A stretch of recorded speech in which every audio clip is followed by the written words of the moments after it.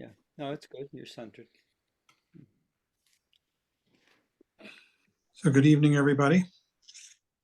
Welcome to the Buddhist Path of Awakening course as we make our way through The Words of My Perfect Teacher by Patrul Rinpoche. And tonight we're doing the second half of chapter 3 on dealing with the realms. Tonight we're dealing with the higher realms, the human, jealous God and God realms. And I'd like to read something that came up, question from one of our participants here.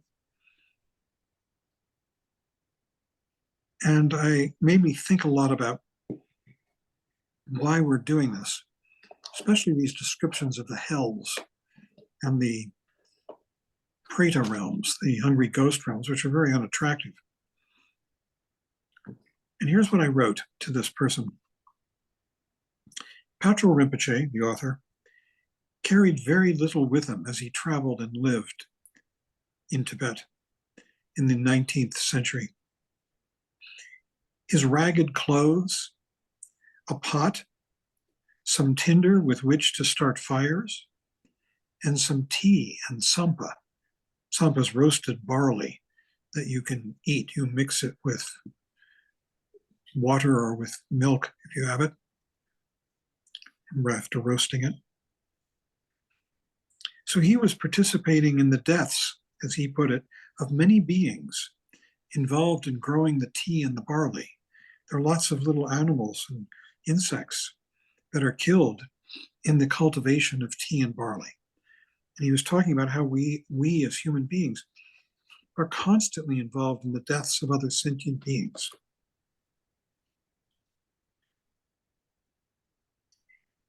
And yet he pointed this out to us, that we're involved in their deaths and we have some responsibility for it. Countless human beings. Think of all the flies that you've killed, bugs that you've removed from your house in unpleasant ways, and many others. And then all the animals that we've eaten, each one of us, and all the crops that we have consumed, which were involved in the deaths of many insects through insecticide and so forth. So it seems obvious that we're involved in the deaths of countless beings as we live our own lives. I think the point of bringing this forward is simply that we could be conscious of this and the world as we rest our minds in awareness of this present moment without regret or self-recrimination, just awareness, which encompasses the constant birth and death of innumerable beings throughout the cosmos, tied to us. And with compassion, that we could be aware of this, which is not sadness, but an appreciation and love. We're being enjoined to become aware in this way, with compassion and awareness. An ongoing journey into awareness and discovery. Trungpa Rinpoche did not want us to become vegetarians when he first came to this country, and Eastern religion had come into the country with Swami Satchidananda and Yogi Bhajan and all these Eastern teachers. But he didn't want us to become vegetarians out of some sort of idealism, trying to be good or religious. He looked down on that kind of approach and told us so often not to, quote, go on any trips, using the hippie slang of the day to tell us not to try to be good or holy or whatever, all of which would be another and insidious form of egotism. Insidious because it masks under the form of some kind of idealism, being good. When you're trying to be good for your own purposes, then it's selfish. But he did enjoin us to wake up be conscious, rest in awareness in so many ways, over and over again. And so we keep practicing, coming back from dreams to our lives as they unfold now. It's great to have, and then that's the end of this letter, pretty much. So that's really the point of why we're studying things like the hell realms, the praetor realms, which are very ugly and unattractive, right? And it has to do with us being involved in the deaths and suffering of many, many sentient beings. But we could be aware of this, the inevitability of this, as we live our lives. So, starting on this chapter,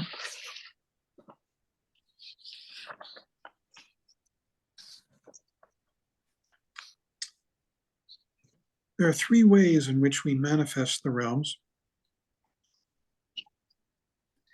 And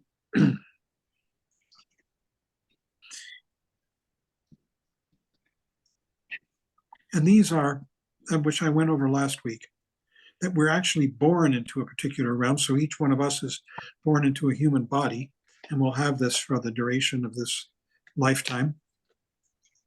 The second one is that we could have the psychology of any one of the realms. Probably we have a human psychology, most of us, but you could, and there are people who have the psychology of gods, that is, that they just live in pleasure, or of hell beings. And we see, as I talked about it last week, you can see hell beings walking down the streets of Manhattan, screaming and behaving insanely, or on the subways sometimes. And all of the realms, you can have these. And these mental states tend to last for years. And the third is that we could experience a realm momentarily. So someone comes up and says something lovely to you, and you feel wonderful, and you're sort of experiencing the God realm for a minute until it wears off. Or they come up and they say something nasty to you, and you get angry, and you're experiencing the hell realm for a minute, and then it wears off. So there are these three modalities for the realms: our bodies, our ongoing sort of psychology that lasts years and years, maybe decades, many, and then the momentary experience. We have now a life that's endowed with freedoms and advantages. We have the freedom to practice. We have a human body that allows us to practice. We have a mind that allows us to practice the Dharma. We have the proximity of teachers who can teach us the Dharma. We have livelihoods that we can, so that we can live and survive. And soon, though, we will fall to impermanence and die, and will be forced to take a new birth, once again in samsara. Samsara is this ocean of confusion and suffering. It's the wheel of existence going round and round, from higher to lower realms and back, always within the prison of confusion and suffering, as a result of our own actions, which are tainted by clinging. So, this chapter starts where we have finished the first three realms: hell, hungry ghost, and animal realm. We did that last week, and now we're up to the human realm. Humans suffer from three fundamental types of suffering, and also from the four great streams of suffering: birth, old age, sickness, and death. The other human sufferings are the dread of meeting hated enemies, or of losing loved ones, and the suffering of not getting what one wants, or of encountering what one does not want. The three fundamental kind of sufferings that humans encounter are: number one, the suffering of change. Whatever apparent comfort, happiness, or prestige is to be found here in samsara, it lacks the tiniest scrap of constancy or stability. So he recommends cultivate disenchantment with it all. So if you are pursuing fame and you get it one day, it'll turn into ignominy and obscurity the next day or the next year or the decade or whatever. So there's the constant suffering of change. Then there's suffering upon suffering. No matter where we are reborn in samsara, all our time is spent in one suffering on top of another. We are constantly, we think we've got it made, and then boom, you get sick, or you suffer a loss, or someone that you thought was your friend turns out to be an enemy. Everything is this suffering upon suffering. And then finally, there's the suffering of everything composite. What that means is that everything we do is just a concoction of negative actions and can only lead to suffering. Even a single sip of tea or bite of dinner can lead to rebirth in the lower realms because of the number of beings produced in the production of that food. All the factors we now see as constituting happiness, food to eat, clothes to wear, and whatever goods and materials we can think of are likewise produced through negative actions. The end result of all those things can only be the infinite torment of the lower realms. So everything that seems to represent happiness today is in fact the suffering of everything composite. Then there's the sufferings of birth, sickness, old age, and death.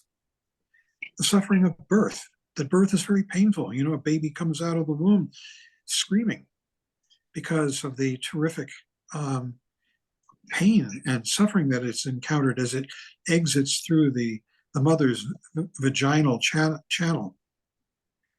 From birth on, our life is getting shorter day by day as we approach closer to death. In our early years, we don't really think about it. We think we're never going to die. But the closer we get to death, the older we get, the more it becomes a reality, especially as we begin to see our friends and relatives dying around us. And we begin to realize, yes, I am going to die pretty soon. So we get caught in life's ordinary undertakings, none of them ever coming to a conclusion. That's one of the reminders that we have, is that you get caught up in a project and it just goes on and on and on. It fades away and turns into something else. Each project following each other like ripples on the water. All of them are based only on negative actions. Their outcome is sure to be lower rebirths and endless sufferings, he says. What a gloomy prospect. The suffering of old age. Little by little, the body loses its vigor. I mean, Lodro, you're young.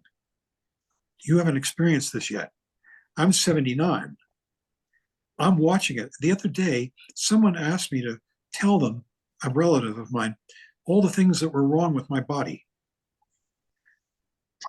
It just went on and on. Finally, when I hung up the phone, I pulled out a spreadsheet and I made a spreadsheet of all the things that are wrong with my body. There were 32 items on it, ranging from the fact that I've got a pacemaker in my heart, that I've had both shoulders and both hips replaced, that one hip twice, one shoulder is broken and can't be fixed.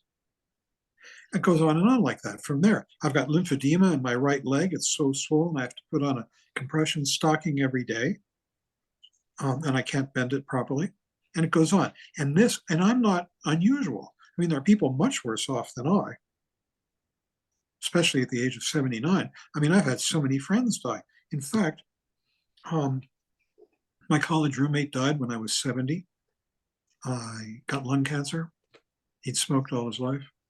So many, I can't think of them all. I mean, and I've said this before, when I first met Trungpa Rinpoche and we started this center here in Colorado, Marvin Casper and I started it with him, under him, working for him. And he was the director and we were the assistant directors.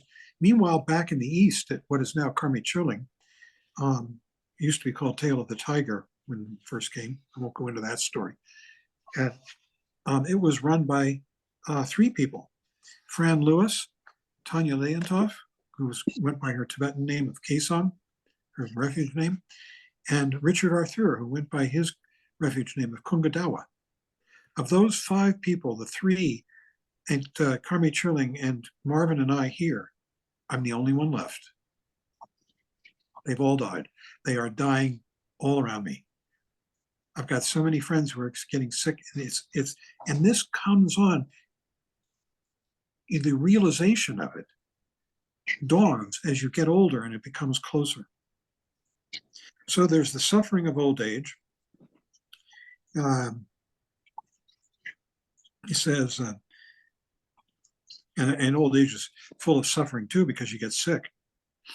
I mean, there are people in this room right now who are suffering from illnesses that are brought on by old age. Yes, I can see heads nodding. So then there's the suffering of sickness. So there's the suffering of birth, the suffering of old age, the suffering of sickness, which I've really been talking about. When the four elements that make up our body, earth, water, fire, and air, become unbalanced, these are sort of metaphors: earth, water, fire, and air. Earth is the solidity of the body. Water is its fluidity. Fire is its heat. You know, the fact that our body has heat, we have temperatures. And air is the motility, the motion of the body. And when these become unbalanced, we become ill in many different ways, and we suffer and we're in pain. We might even contemplate suicide. We're increasingly unable to look after ourselves. We become fussy with others' ministrations, and we're tormented by our conditions. And I know people in this room, members of this Sangha, who are looking after their mates who are suffering from serious illness. And that's their job now. So this is the suffering of birth, old age, sickness, and death. And finally, the sufferings of death. When it approaches increasingly, one has to face it alone. Suppose you were married and your partner's already died. You're facing your own death alone. Good chance. Each one of us, we have to sort of think about that and figure out how we're going to do it. And you can take nothing with you. When you die, it's all gone. Not friends, loved ones, or possessions. You regret not having practiced the Dharma more, as it is the only thing which could have been useful at the moment of death. At the moment of death, only the Dharma can give you any solace, can give you any release and relief and understanding and how to do it. So he says, and I think this is true, and we'll talk about this a little more, the only thing that will truly help us at the moment of death is the Dharma. There is no other refuge, for only the Dharma will help us at the moment of death. And the reason is that it brings us out of the fear, the thought, which lies in thought and mental activity, and into awareness. The best way to die is awake, aware, simple, easy, clear. As soon as you get lost in thoughts, fear will take over. Fear, regret, remorse, all kinds of things. The best way, they say it again and again in the teachings, to die is doing the kind of practice that we do in meditation, coming back to awareness. Then there are other human sufferings. The fear of meeting hated enemies. It says, no matter how we guard what we possess, nothing can prevent us from having to share it with our enemies, who are thieves, wild dogs, wolves, and other fierce animals that can descend on us, much less human beings who are after us. The more we have, the more trouble to acquire and protect it. Nagarjuna says, the great 2nd century Indian saint, understand that riches bring unending ruin and destruction. And I thought I'd read, here, hold on a second. this quote from Milarepa, page 86. He says,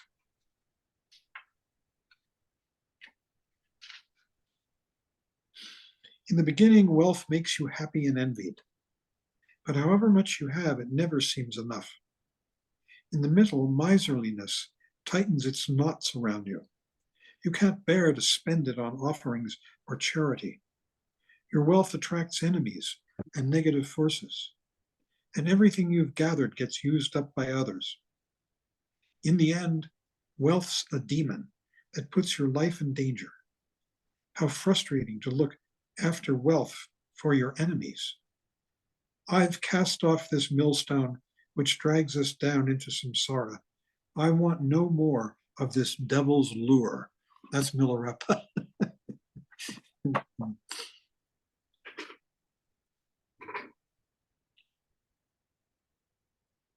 So,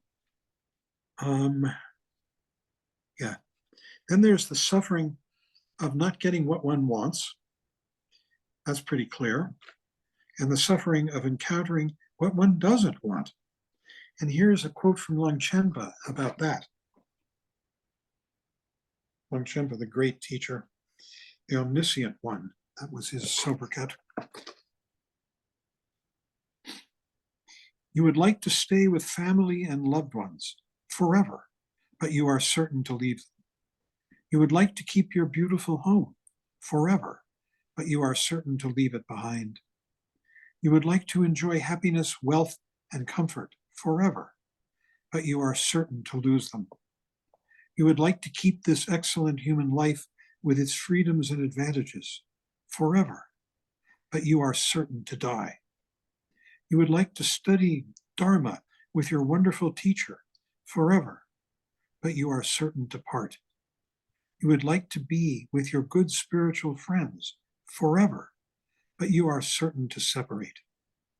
Oh, my friends who feel deep disillusionment with samsara, I, the dharmaless beggar," that's Longchenpa, "exhort you, from today on, put on the armor of effort, for the time has come to cross the land of great bliss, whence there is no separation." We're being exhorted to wake up from this dream that we've been living for so many years, decades.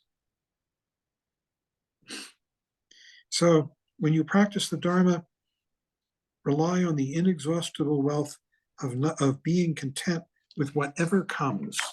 That's what the Dharma teaches us. And you get sleepy, Lodro. I'm doing you a favor.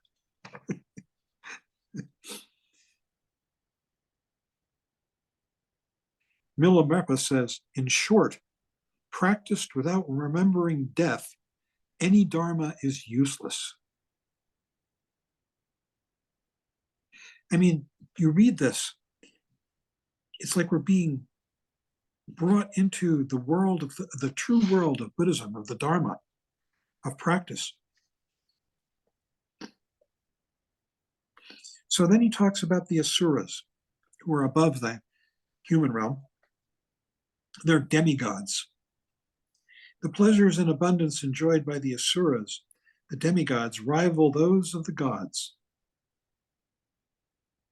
However, from previous lives, they have a strong propensity for envy, quarreling, and fighting.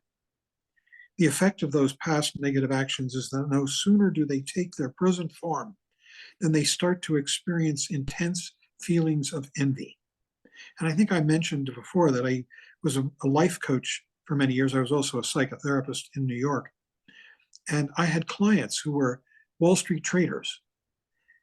All of them were jealous gods. They all looked at the guys who had made the millions and billions, and that's what they wanted. That was heaven. And they were on the edges of heaven. They were making a lot of money, but they hadn't quite gotten there yet. And most of these guys that I met were unscrupulous. They often committed crimes and talked to me about it, and felt no remorse. Literal crimes things that they could have gotten arrested and thrown into jail for, financial crimes. So these are, I regard them as one good example of an Asura, somebody who wants to see heaven. You see, the gods, where they live, there is this wonderful tree, and it drops its fruit over a wall into the god realm. Its roots are in the Asura realm. That really pisses the Asuras off. This tree that's growing in their realm, on their territory, is dropping its fruit for the gods. So they spend all their time fighting and quarreling among themselves. Worse, they look upwards into the realm of the gods and can see that the gods have the ultimate in wealth and possessions, and that all the gods' needs and wants are provided by a wish-fulfilling tree whose roots are in their own realm. This produces resentment. They put on armor and make war on the gods, who respond in kind. But the gods are much less vulnerable than the demigods, than the Asuras, and they have better arms. Like they have this elephant called the All-Protector who kills the Asuras in the hundreds of thousands. So they got terrific weapons, the gods. So in the realm of the Asuras, with their constant fights and quarrels, there is no freedom from suffering. And then Patra Rinpoche says, meditate on their lot from the depth of your heart. Envy, jealousy. Then there are the gods. This is a paradigmatic, it's sort of a cartoon.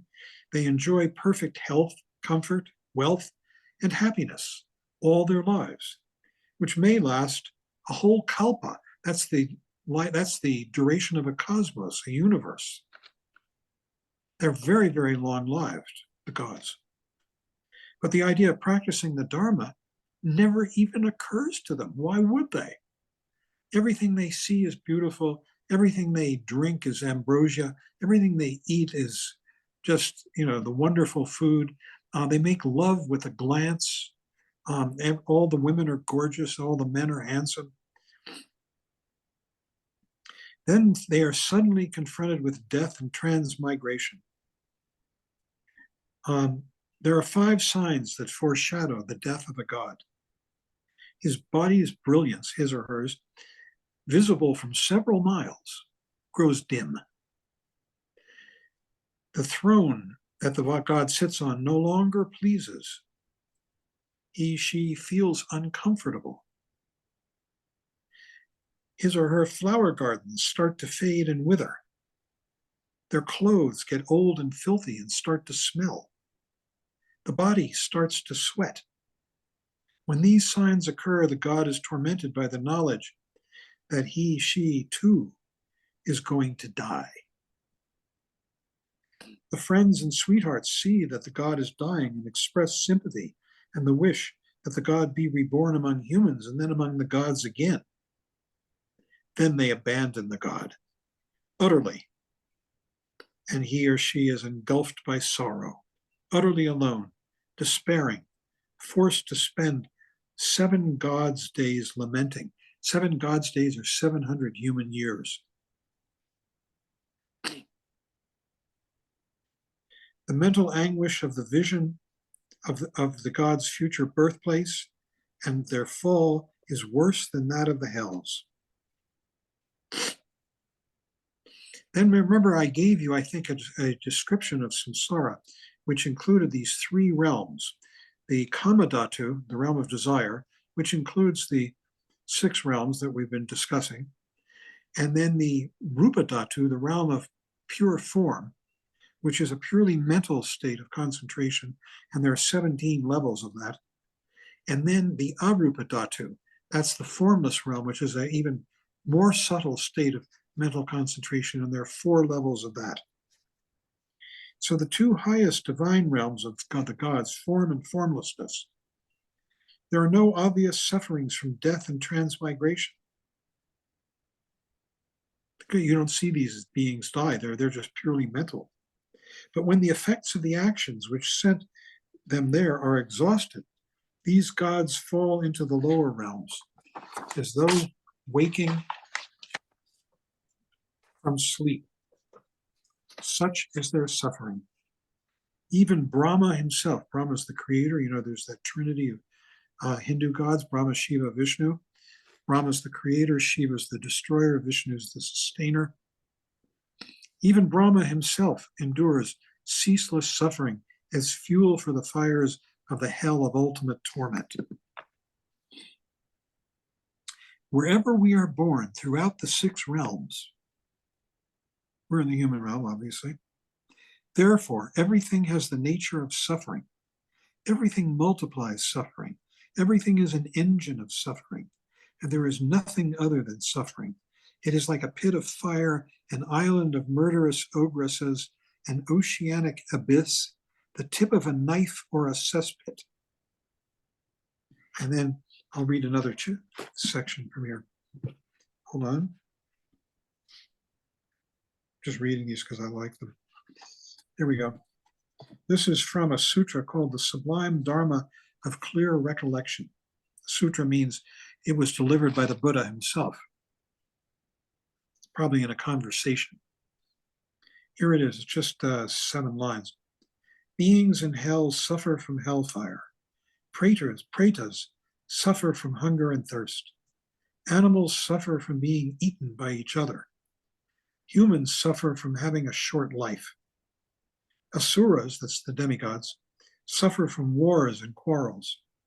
And the gods suffer from their own mindlessness. In samsara, there is never a pinpoint of happiness.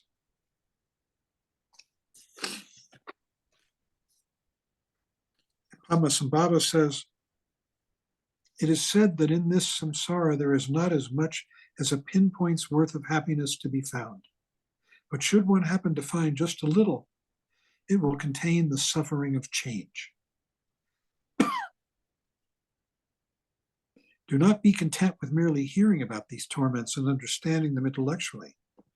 Take them upon yourself mentally and experience them with all your imagination until you're really convinced of them. I think this is happening to a lot of us older folks here, especially because we're becoming aware of the reality of our mortality, which you just don't really realize when you're younger.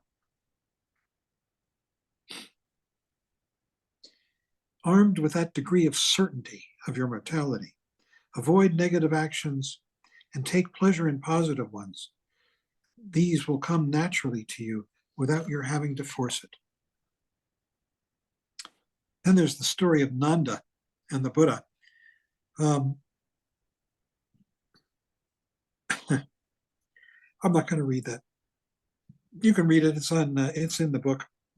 It's a lot of fun.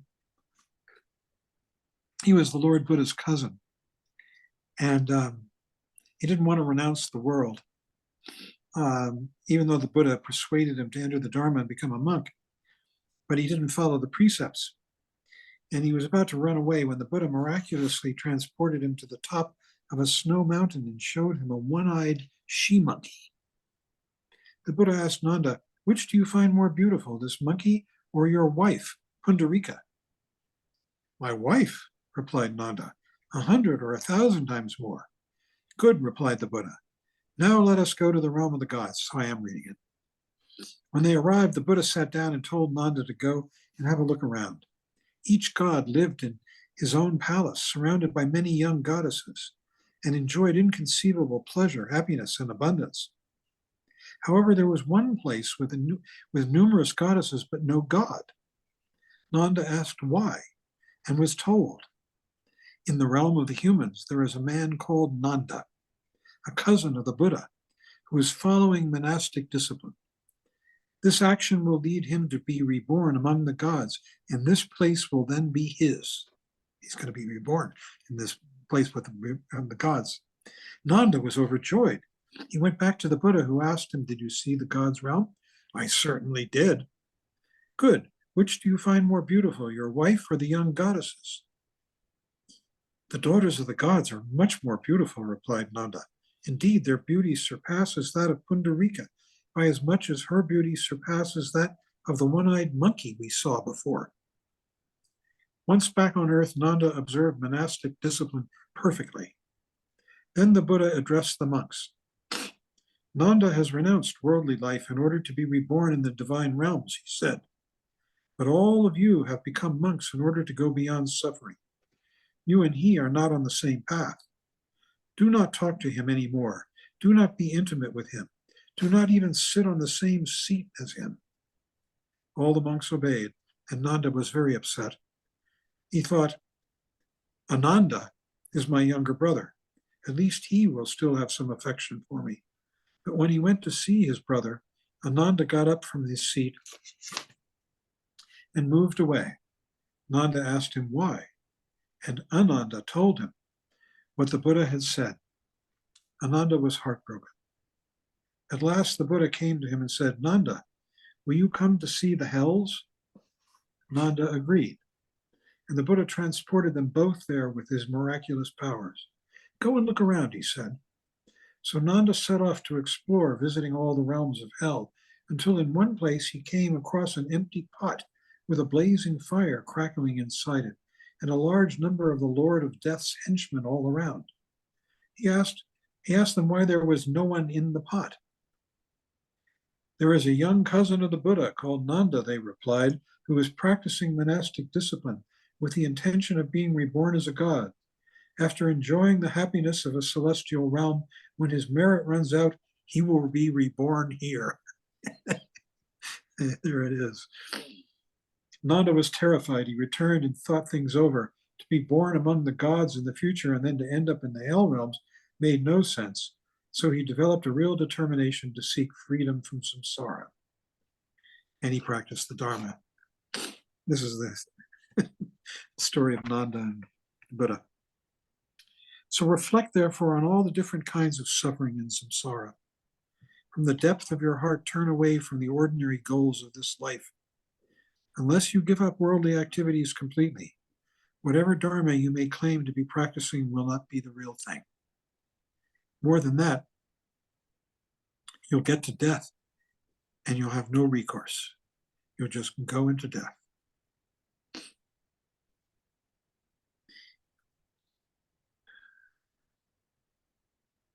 So Patrul Rinpoche says, there's a quote, it is all our ordinary activities and commitments limited to this life's concerns that prevent us from getting free from samsara's realms of suffering now and forever. Apart from an authentic teacher, no one else can truly show us what has to be done to cut through the moorings that hold us to this life and to attain enlightenment in our future lives. Leave behind all of this life's preoccupations, parents, relatives, and friends, companions, and lovers, food, wealth, and possessions, like so much spit in the dust. Be satisfied with whatever food and clothes might come your way and devote yourself wholly to the Dharma. To truly practice and experience the Dharma, it is essential that you realize how meaningless is everything in samsara. The only way to develop that realization is this meditation on samsara's evils. Reflect on it until you are deeply convinced that samsara is full of suffering.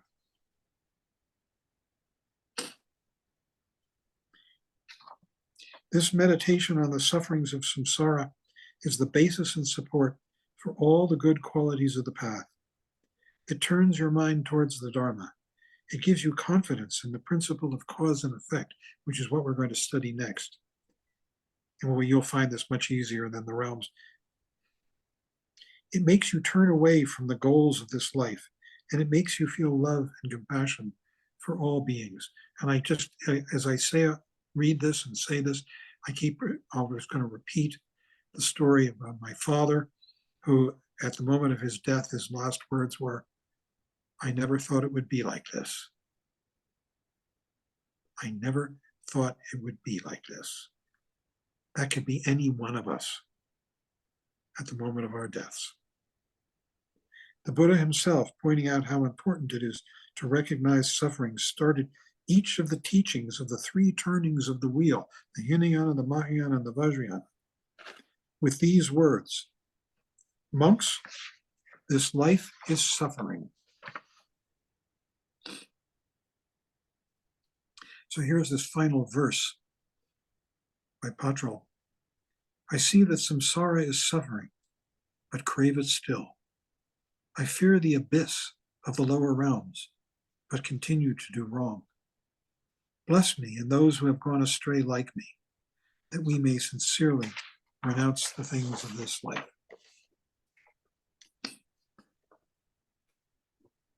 Let's see if I have any more here.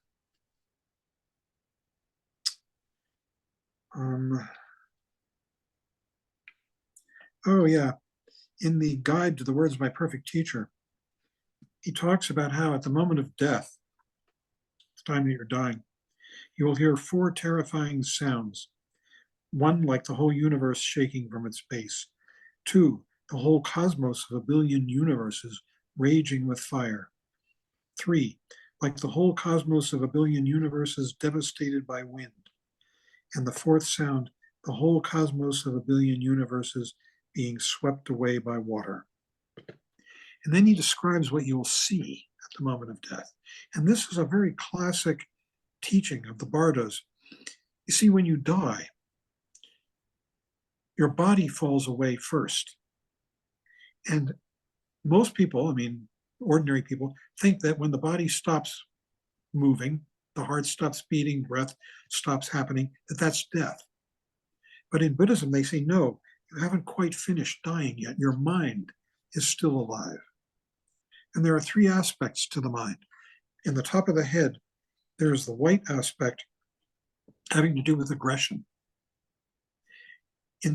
Down in the secret center, 4 finger breadths below the navel, is the red aspect having to do with desire. And in the center, at your heart center, is the black aspect having to do with really ignoring. Those are the 3 poisons. Aggression, you want to push things away. Desire, you want to pull them to you. And then there's indifference, which is it's usually called ignorance, which is a bad term for it, bad English translation. The term in Sanskrit is moha, which really means ignoring. And what it says in these teachings is, at the moment of death, at the time of death, you will see 3 dreadful abysses, like the sky at twilight, red with desire. That's the the light, and it comes down into the heart. Anger will make everything appear flickering white, and that moves up from the secret center to the heart. And then all 3 combined, and wherever you look, the natural radiance of ignorance, of ignoring, will make everything appear an oppressive darkness. When that happens, that is the actual moment of death. The mind is shutting down. And at that moment, if you have practiced, if you have developed the ability to stay present, awake, clear, you can achieve enlightenment on the spot. It's the most profound enlightenment. Most people haven't. And then they go on to the next bardo, which is the bardo of reality. And most people haven't practiced enough to see that either. And then they go on to the 3rd death bardo, which is the 49-day bardo. And that's called the bardo of becoming. In each of these bardos, it becomes progressively more difficult to achieve enlightenment. But you can, if you've practiced properly and enough. So he's talking about the bardo of becoming. That's the 49-day bardo. That's the last bardo before you're reborn. He says at that time, those with pure karma will be welcomed by dakas and dakinis and go straight to liberation. Those with pure karma. Those who haven't committed crimes of any kind. Those who have committed any of the crimes of immediate retribution, like killing sentient beings, will be taken straight down to hell by Yama's henchmen. For anyone else, the stay in the intermediate state, the bardo of becoming, will be 49 days, or 3 or 4 weeks, or an uncertain period of time. Usually it's called 49 days. During the first half of this time, you will be in the body you had in the life you just left. And sometimes they say you'll have the body of a 7-year-old child you had in the life you just left in the first half of the 49 days. Bear in mind, this 49-day bardo is like a dream. Everything is moving just like in a dream, very fast, changing quickly.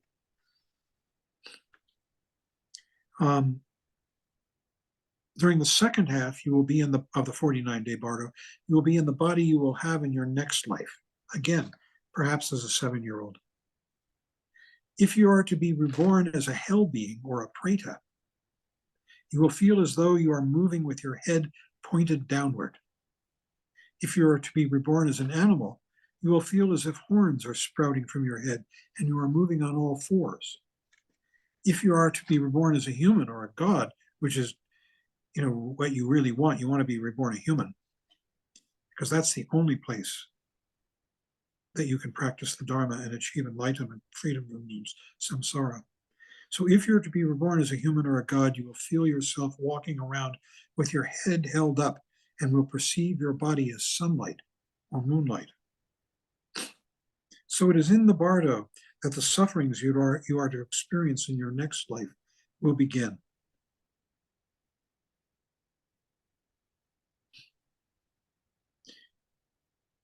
It says, then come the instructions on the spiritual path to be taken. This is the end. The benefits of liberation, how to follow a spiritual friend, absolutely essential. We have to have spiritual friends to guide us. We can never find our way alone. How to follow a spiritual friend. The actual path from taking refuge up to Guru Yoga. Guru Yoga is the final and ultimate practice of the path. And finally, the instructions are given on the cessation of suffering, the main practice of Dzogchen, the radiant great perfection, of which Guru Yoga is the epitome of the great perfection, Dzogchen. And there are 2 practices in Dzogchen. I'm just going to mention them. You're all going to be introduced to this at some point if you stay with this. The first is called Trekchit, which means cutting through to original purity. And it's very much like Vipassana, except you're actually cutting through confusion, belief in I and other, and seeing this world as it truly is, radiant. And the second practice is called Tugal, which is, Trekchit is the path of practice for lazy people. It takes no effort, just like Vipassana. Effort only gets in the way. Tugal is the path for people who want to do a lot of effort. And it's seeing this world through the practice of Tugal, which is I'm not going to describe it as being divine. You're seeing everything as being divinity, yidams, protectors, mahakalas, Buddhas, and you see it all. It's right here through the practice of Tugal. And it involves actually,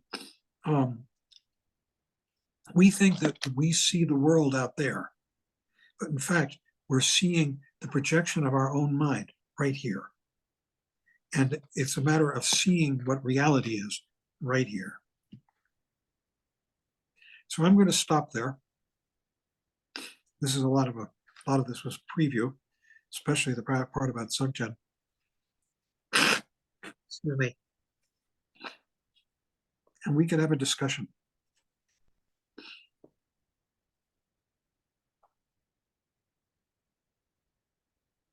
I hope you read this and don't get put off by it and take it to heart, because the opportunity that we have is so precious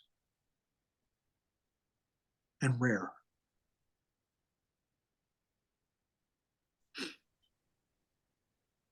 I'm going to let, well, there's Mark.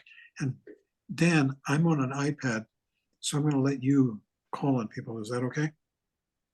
Thanks. But we'll start with Mark. He's got his hand up.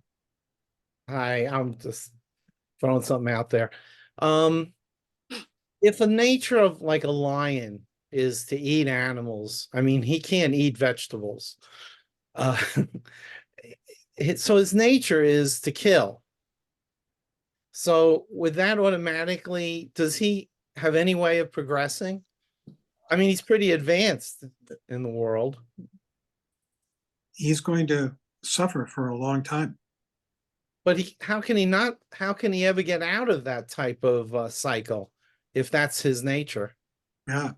It takes a long time to Okay. evolve out of the lower realms. The lower realms, you stay in them for long periods of time. Mhm. All right. Thank you. Yeah.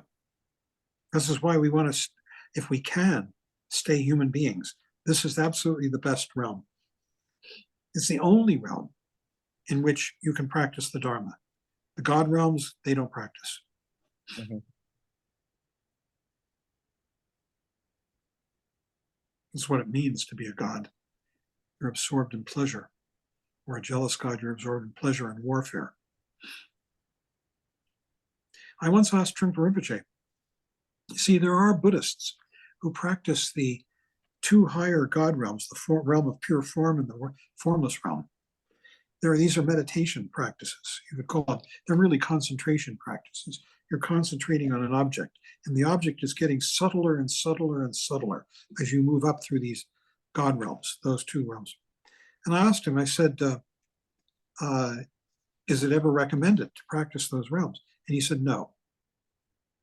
And I said, well, would we ever, like me, someone like any of us, practice these meditations? They're called the dhyanas in Sanskrit, the jhanas in Pali. And he said, yes, you would, but only after you've developed an excellent understanding of emptiness, of shunyata. And I said, why would you practice them then? And he said, to understand the beings in those realms so that you can help them. He didn't say that, but that was the implication.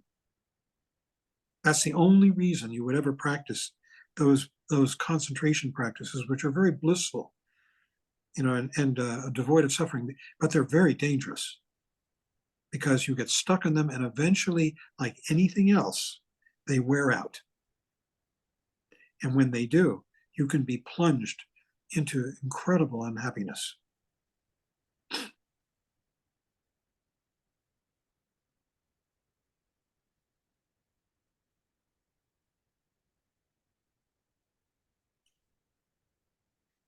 Who else? I mean, don't you think this stuff is really amazing?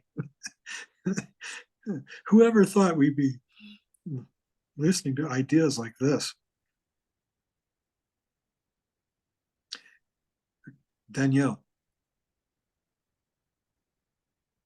Hi, everybody.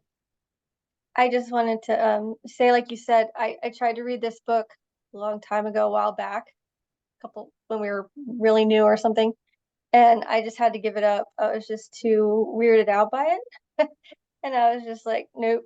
And so I was like, this will wait until we have some commentary on it. But yeah, it freaked me out. And I think you mentioned someone else was like, it was a little too close to, like hell and Christian hell and all that stuff. And Sure. depressing book as well.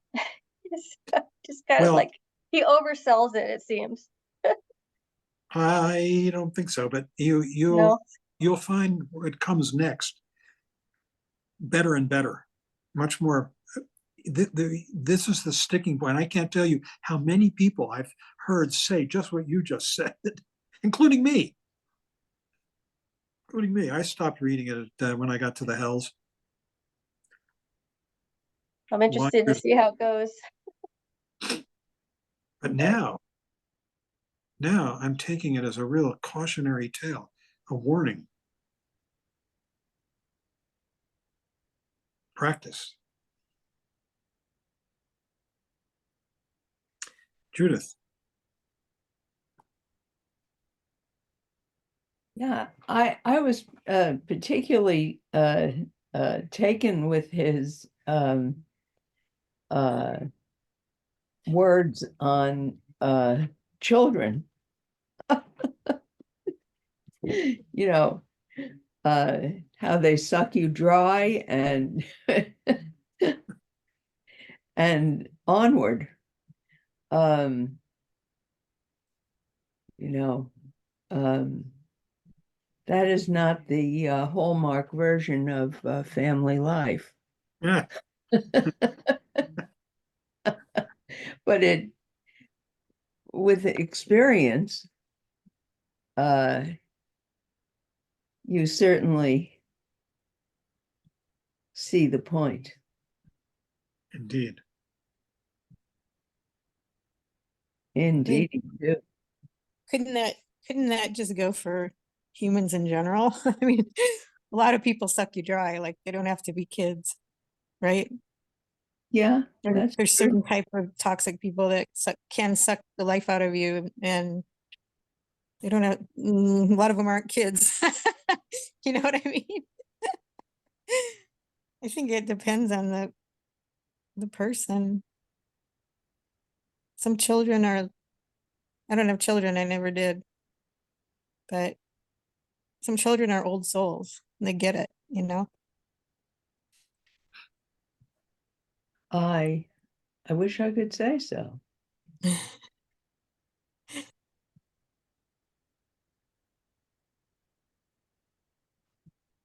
Very, very interesting. Yeah, it's an interesting journey, that's for sure. Mm-hmm. And we're being enjoined to wake up. And I think that the first telltale for many of us that we've been sleeping is as we begin to realize the proximity of death for each one of us, especially as we get older and especially as our friends around us disappear. Mm.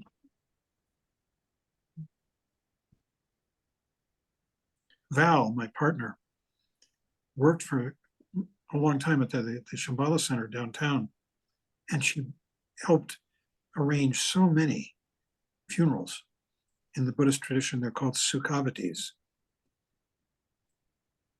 Just more and more people dying, more and more people I know dying. Mm. Actually, I'm struck by how long the people around us are hanging on with all the medical miracles. Some, That is a source of wonderment. yeah, it Who, is. who so and who not. Vicky has her hand up. Vicky. Yes, thank you. You mentioned, I'm interested in what you said about the three abysses as you're going through the bardos before you hit the bardo of becoming. You said there's I think you're referring to the different chakras, the one below the navel for desire, the one on the head, and then the heart, and the heart is dark, and the navel is bright and desire, and aversion would be the third one. And this is the point, the critical point. If you stay awake, is that right? What it's talking about is that all thoughts can be divided into one of these three categories. Right. And that all the thoughts having to do with aggression are up here in the chakra, and they move down into the heart. And then all the thoughts having to do with desire, actually it happens in the reverse order, desire first, move up into the heart. And these are red. Right. And then they meet in the heart where ignorance or indifference is, which is black. And at that point, the mind actually dies. And that's the real moment of death. That's what this is the scheme. And you're saying if we can actually stay awake, meaning not be consumed by fear. I mean, can you say more about that moment? That to me is a vortex. That's like critical. What it amounts to is, you know how when you sit and meditate And like right now, you're aware of this screen, but then you go off into thought. Mhm. Abiding in awareness is the cure. And when we don't, you're going to get consumed by desire, aggression, and indifference. And you will be propelled, you will not see the natural state, the awakened state. The awakened state has to do with waking up beyond all those things. And instead, you'll be propelled into the next bardo, which is the bardo of reality, it's called, the bardo of dharmata. And there's a whole description of what that is like. In that bardo, you see all the enlightened beings, the Buddhas and the protectors, but you also see the realms, which are confusion. And you're enjoined not to go towards the realms because the realms are actually more attractive. They're a softer light, whereas the lights coming from the Buddhas and the wrathful deities are very, very intense and hard to look at. Mhm. And if you've practiced enough, you can achieve enlightenment in the bardo of reality.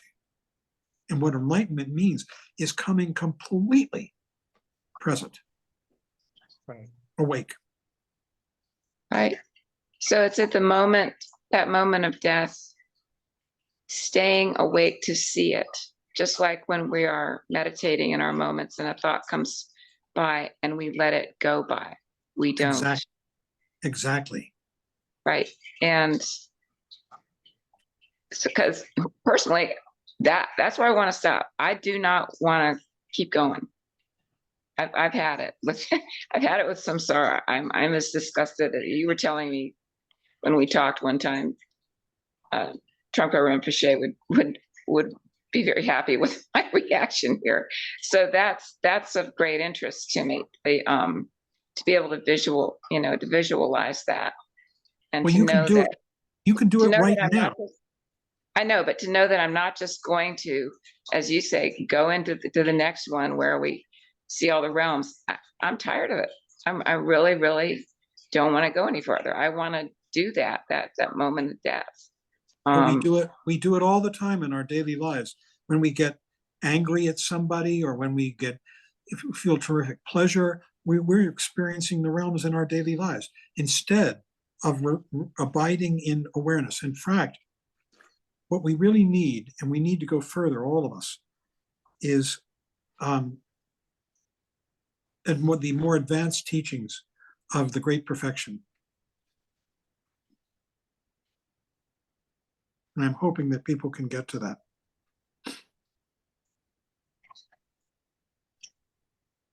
They say that if you practice the great perfection teachings assiduously, you can achieve enlightenment in months.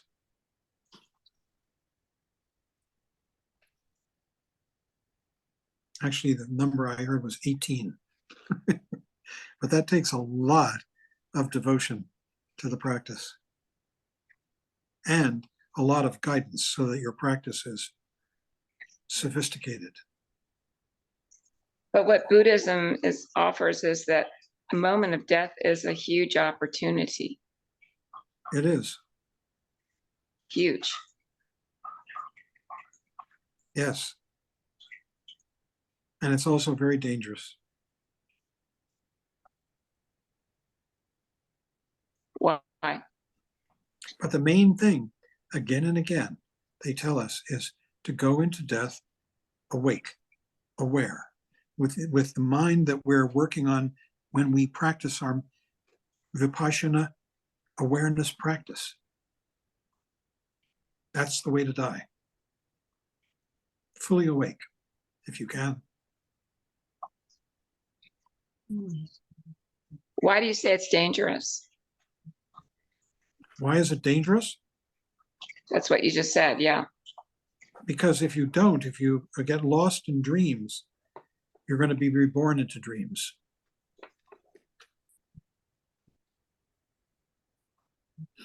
And they are very untrustworthy, to say the least, as we know.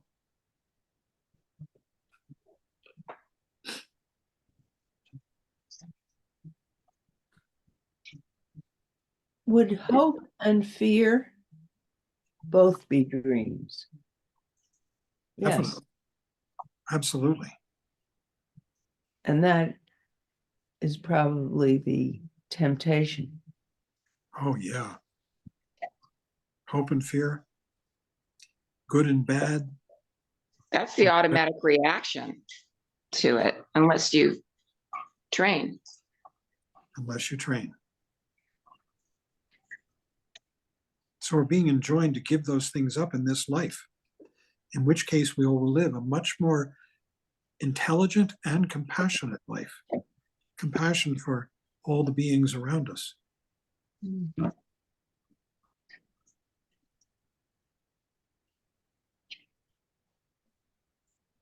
Yeah, we're going to be talking about developing bodhicitta, the mind of awakening, which has tremendous compassion. When we do that chant in the morning, where we express our wish that all beings should be happy, that's very profound. We're beginning to change ourselves, change our minds from self-concern to concern for others.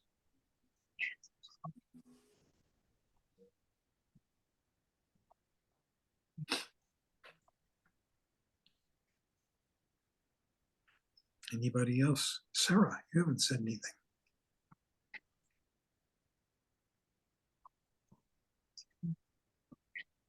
Or Shinyi.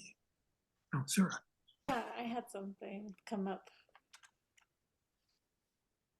I guess I'm struggling. I feel like I'm done with samsara. I'm ready to renounce.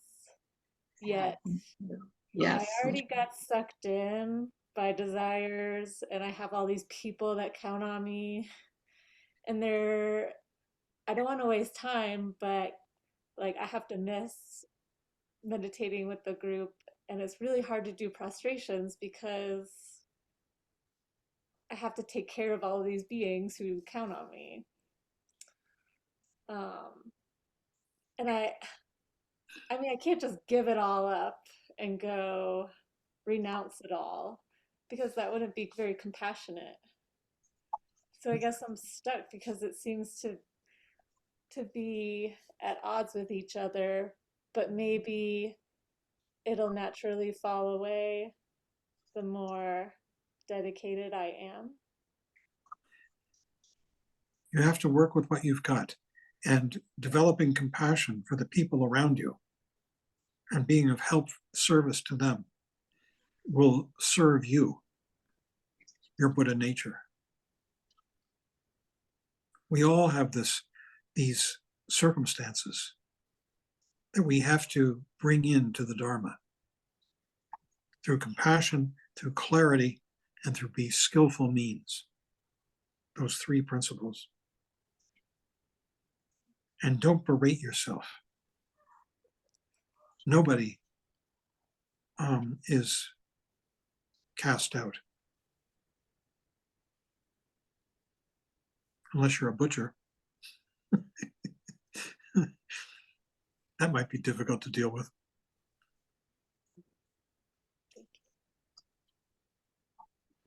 Philip has his hand up. Philip. I mean, you taking care of your children, your family, with clarity, warmth, intelligence, as I know you're capable of doing, that can be part of your path, a big part of your path. Very important part of your path. Bodhisattva activity.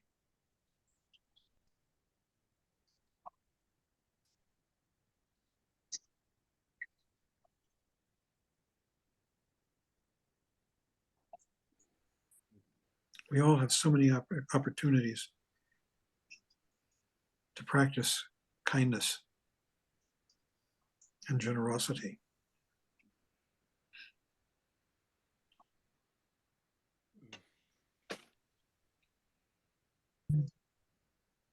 You know, they say that the path is the accumulation of two things, merit and wisdom. Merit you accomplish through generosity and kindness to others. Wisdom, you accomplish through study and meditation practice and developing clarity of mind. Those are the two things.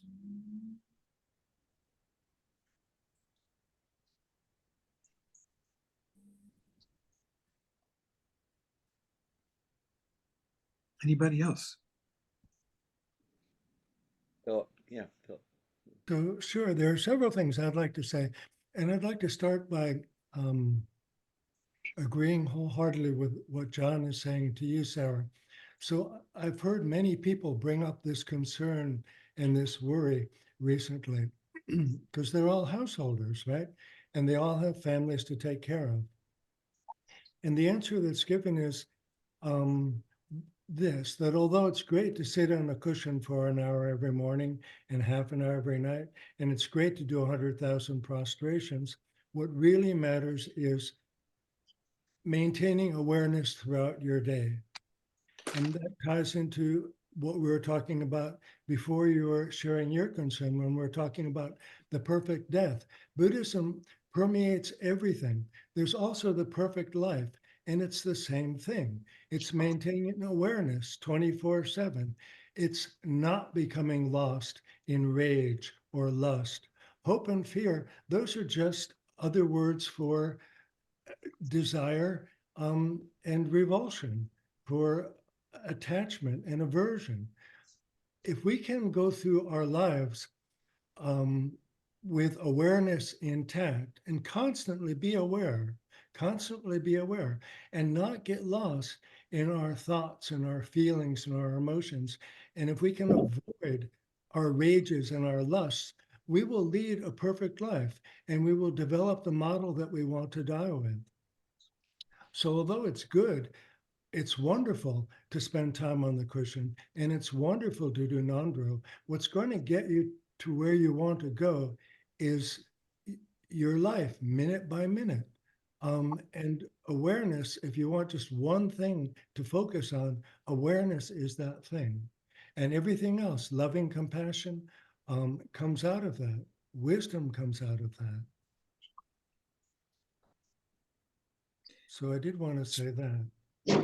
And Speaking then of also awareness, has speaking some- of awareness, I'm wondering, did anybody record this? You did, Dan? So Great. it's being recorded. Good for you, huh? Yes. It is being recorded. Great. And if I could go on for another minute, stop me if you want. But I wanted to share some thoughts from Mingyur Rinpoche about the hells. And they also are very consistent with what John has been teaching us, which is no surprise because Mingyur Rinpoche, like his father, Toko Urgyen Rinpoche, are in our tradition. They're both Kagyu teachers. So these thoughts are from his book, In Love with the World, which he wrote after he did his 4-year wandering retreat. And he did that in his 30s. But what he's referring to here, I'm going to read a paragraph or two, are lessons that he learned from his father when he was a young child, when he was about 10, and it has to do with the hell realms. And he's talking about visiting the monastery that his much older brother, Choki Rinpoche, is running, and being stuck there with an old monk who's showing him the wheel of life and going around and around and talking about the hell realms. And this is a 10-year-old kid here and being told by a 30-year-old man. And his memory is just how utterly boring it was. And what he writes is this. He says, besides, Not yet. he says, besides, my father, who in my estimation knew more about everything in the whole world than anyone else, had already explained to me that hell was a state of mind, not a location. He had insisted that horrific descriptions of the hot and the cold hells did not point to the next life, but to this one. This is Toku Urgyen teaching his son, Mingyur, when Mingyur was about 10. Their real intention, he explained, was to awaken us to the self-imposed punishment that anger inflicts. This is what John was talking about last week. This is why awareness is so important. When we act out of anger, we punish our others and ourselves. Our equanimity evaporates. Our hearts shut down. The capacity to give and receive love freezes on the spot. So we're living in the here and now, right? We're not dead yet. All of these things apply to us right now, right here, right now.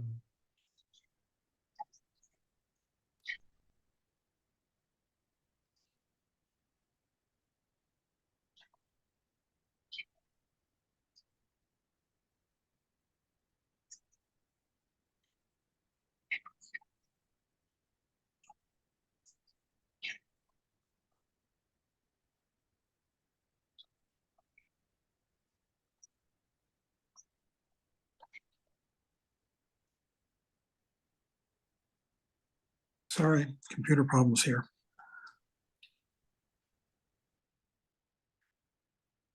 Thanks, Philip. That was great. Appreciate it. And I was looking up sources for what I said last week when I had said that I had come across several teachers who had said, with taking refuge, you receive protection from being reborn into the three lower realms. And two of those sources are Lama Yeshe and Lama Zopa, who are the teachers who came out of Tibet in 1959 and founded Kopan in Kathmandu. And then the FPMT, the Foundation for the Preservation of the Mahayana Tradition. So that's the Guluk tradition, the Dalai Lama's tradition. But it's a huge organization. They have like 132 centers around the world. And they're highly, highly, highly regarded teachers. They both passed now, Lama Yeshe and Lama Zopa, but they have lots of people teaching what they have taught and lots of books out there. And they both have taught that taking the refuge vow provides protection from being born in the three lower realms. And why not?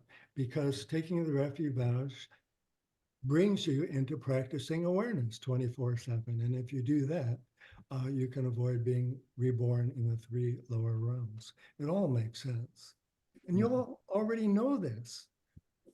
That's the other thing about Buddhism. We already know this. It's just a matter of looking.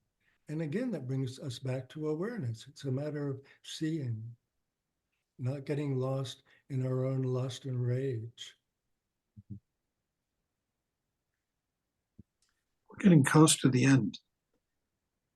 I will Lots of stop people speaking. haven't spoken if you would like to.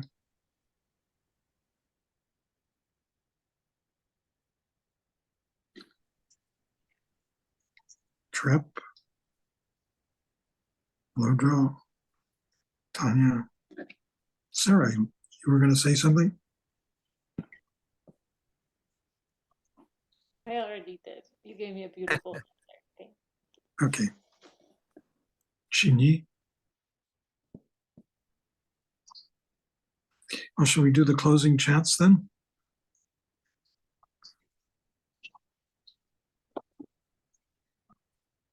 Who's going to put them up? Dan, thank you.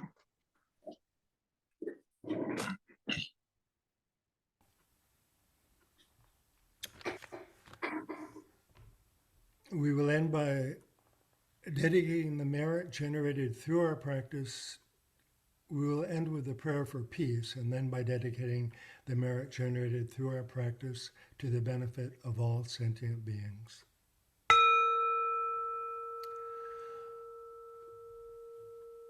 By the blessings of enlightened and compassionate ones, by the power of my positive actions of 3 times, and my prayers of pure aspiration, may wars, conflicts, epidemics, and all other maladies dissolve in this world, and may the earth and all who live on this earth enjoy the abundance of well-being.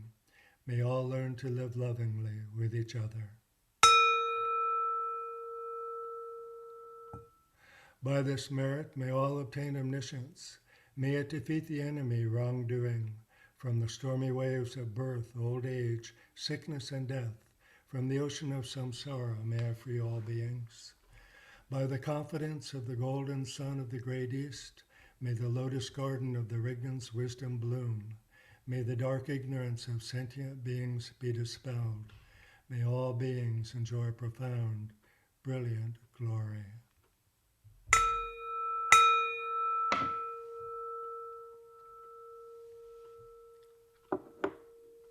Thank you, Philip.